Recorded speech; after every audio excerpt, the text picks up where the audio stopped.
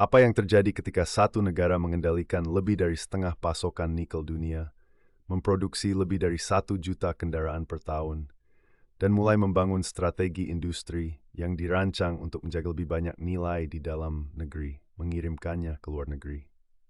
Kebanyakan orang berpikir mereka sudah tahu jawabannya. Tapi ada bagian dari cerita ini yang jarang muncul di berita utama. Dan setelah Anda melihatnya, perbandingan antara Indonesia dan Malaysia mulai terlihat sangat berbeda. Bukan karena satu lebih baik, bukan karena satu negara lebih buruk, tapi karena satu negara mungkin sedang memposisikan dirinya untuk masa depan yang sangat berbeda. Video ini ada karena tidak cukup banyak orang yang mengajukan pertanyaan ini. Semua orang berbicara tentang pabrik. Semua orang berbicara tentang ekspor. Semua orang berbicara tentang PDB. Sangat sedikit orang apa yang terjadi ketika skala industri, sumber daya alam, dan kebijakan jangka panjang mulai bergerak ke arah yang sama. Ini. Assalamualaikum. Berikut adalah statistik yang hampir terdengar dibuat-buat. Indonesia mengendalikan sekitar 5% dari produksi nikel global. Pikirkan tentang itu, Jenk. Lima ada tengkin oikab da situ gord. Namun ketika kebanyakan orang membahas Indonesia, mereka masih berbicara tentang pariwisata, populasi, atau sumber daya alam. Apa yang sering mereka lewatkan adalah bahwa nikel bukan sekadar komoditas. Ini adalah keuntungan industri. Ini mendukung produksi baja. Ini mendukung manufaktur. Ini mendukung kita pasok ke obyek industri modern. Dan selama beberapa tahun terakhir, Indonesia terus mengejar strategi yang dirancang untuk menangkap lebih banyak nilai di dalam negeri. Itu membawa kita ke pertanyaan yuan. Jika Indonesia sudah memiliki sumber daya, pasar, dan ambisi industri, mengapa begitu banyak perbandingan dengan Malaysia berhenti sebelum membahas truk, mesin, dan industri berat? Ingat pertanyaan itu. Karena jawabannya lebih mengungkapkan daripada yang diharapkan kebanyakan orang. Selama beberapa dekade, Asia Tenggara sangat bergantung pada teknologi otomotif asing. Merek Jepang mendominasi, merek Eropa mendominasi, teknologi Amerika mempengaruhi segmen-segmen besar pasar. Itu dianggap normal. Tapi sesuatu telah berubah. Indonesia tidak lagi hanya berpikir tentang mengkonsumsi produk industri. Indonesia semakin fokus untuk menjadi produsen yang lebih besar dari produk tersebut. Pada tahun 2024, Indonesia memproduksi sekitar 126.976 kendaraan. Itu bukan angka kecil, itu bukan pencapaian simbolis. Itu menempatkan Indonesia di antara negara-negara penghasil otomotif utama di Asia. Sementara itu, pasar kendaraan domestik Indonesia tetap menjadi salah satu yang terbesar di Asia Tenggara, dengan lebih dari 865.000 penjualan kendaraan grosir pada tahun 2024. Sekarang Anda mungkin berpikir, populasi besar secara alami menciptakan pasar yang besar. Dan itu benar. Tapi populasi saja jelas ke industri. Izgara memiliki popampi pofri semalas stekri skala itu menjadi kekuatan manufaktur. Inasem berarti berbeda. Sementara banyak negara mengekspor bahan mentah, Indonesia semakin mendorong pemrosesan hilir dan penciptaan nilai lokal. Perubahan itu penting, karena setiap transformasi industri dimulai dengan satu keputusan. Menjaga lebih banyak nilai di dalam negeri. Dan keputusan itu mengubah cara investor memandang Indonesia. Tapi cerita sebenarnya baru saja dimulai. Karena skala bukanlah keuntungan terbesar Indonesia. Bahkan tidak dekat. Disinilah percakapan menjadi menarik. Kebanyakan pemirsa menganggap kekuatan terbesar Indonesia adalah populasinya. Salah. Keuntungan terbesar Indonesia mungkin adalah kombinasi ukuran pasar dan dominasi sumber daya. Pertimbangan nih. Indonesia memiliki sekitar 42,3% dari cadangan nikel yang diketahui di dunia. Bukan produksi, cadangan, pasokan masa depan, leverage masa depan, peluang industri masa depan. Itu berarti tidak hanya memanfaatkan manfaat ini dari perbincangan saat ini. Ia diposisikan untuk relevan beberapa dekade, mengubah style produsen dan investor berpikir. Sementara negara lain khawatir tentang mengamankan NRA pasokan, Inoi Potmeld, and Braces, untuk satu mental industri ekonomi modern. Itu adalah posisi yang kuat. Sekarang sedang kembang itu produsen global. Berit akan sambar bugal. Enastuat tangan. Intim berit terwang untuk membang. Menuntel dute mawar get keliu. Tiba-tiba partijt veranderd met William. Nemheid just hera aan Pythagoras strategies. Dai matubis en wees investas alternatief dinner de ether te zetter in high. Investor tidak hanya bertaruh pada Indonesia hari ini. Mereka bertaruh pada Indonesia 10 atau 20 tahun dari sekarang.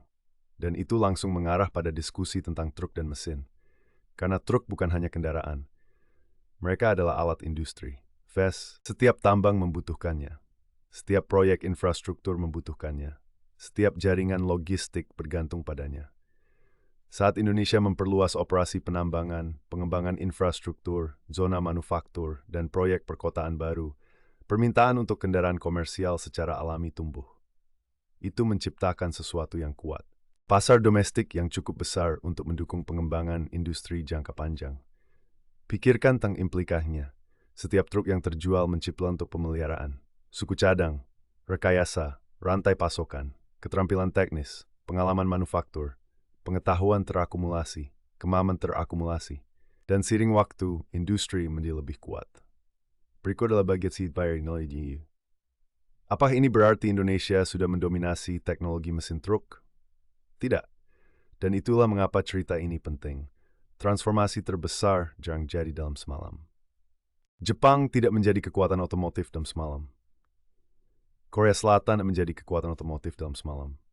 Cina tentu saja tidak menjadi raksasa industri dalam semalam. Setiap negara menghabiskan bertahun-tahun membangun kemampuan langkah dan Indonesia tampil mengikuti versinya seri bersta titel.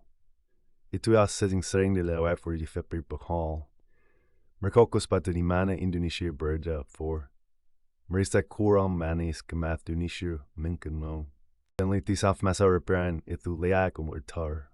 Kekuatan austi starait sur sewan harap laulik diberperutikan. Izinkan saya mendapat Anda scoring. Borjantong misimlat Indonesia the skrams baik sebagai eksportor seni.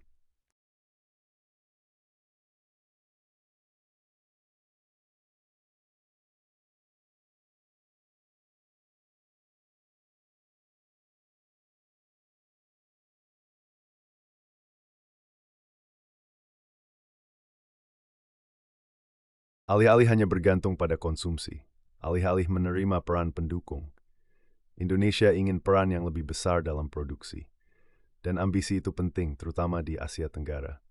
Karena setiap ekosistem industri yang sukses menciptakan efek limpahan, insinyur mendatangkan.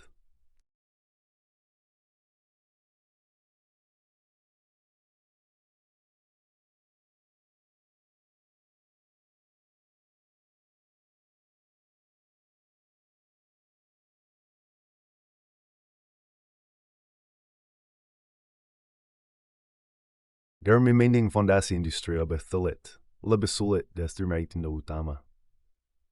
Fondasi teruji sulit, enda tidak terberaitum satu brain, dan diverletung forger dengan statistik viral.